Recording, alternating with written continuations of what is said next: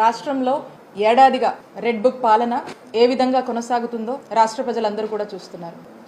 Red book రాజ్యాంగం ఏ విధంగా ప్రతి జిల్లాలో అమలవుతుందో, ఏ విధంగా రెడ్ బుక్ వల్ల ఎస్పెషలీ వైఎస్ఆర్ కాంగ్రెస్ పార్టీకి చెందినటువంటి యాక్టివిస్టులు, ఫాలోవర్లు, నాయకులు, ఎక్స్ ఎమ్మెల్యేలు, ఎక్స్ మినిస్టర్సు, అక్కడి నుంచి సామాన్య కార్యకర్త వరకు కూడా ఏ విధంగా అక్రమ కేసులకు, అలాగే ఇల్లీగల్ అరెస్టులు, ఏ విధంగా జైళ్లలో పెట్టి ఇబ్బందులు పెడుతున్నారనేటువంటి విషయం రాష్ట్ర ప్రజలందరూ కూడా ఈ ఏడాదిగా చూస్తూనే ఉన్నారు.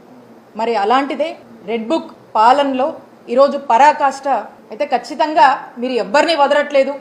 ఈ రెడ్ బుక్ రాజ్యమేలుతుందనేటువంటి విషయం మీరు దీన్ని పరాకాష్ఠకు దానికి మించి ఇంకేదన్నా ఉంటే కూడా చెప్పొచ్చు, అలా మీరు చూపిస్తూ ఉన్నారు. కానీ ఇవన్నీ కూడా ప్రజలందరూ కూడా గమనిస్తూ ఉన్నారు. ఈ రోజున ఆంధ్రప్రదేశ్ రాష్ట్రం గురించి మనం మాట్లాడాల్సి వస్తే జగనన్న హయాంలో గుడ్ గవర్నెన్స్ అన్నాము.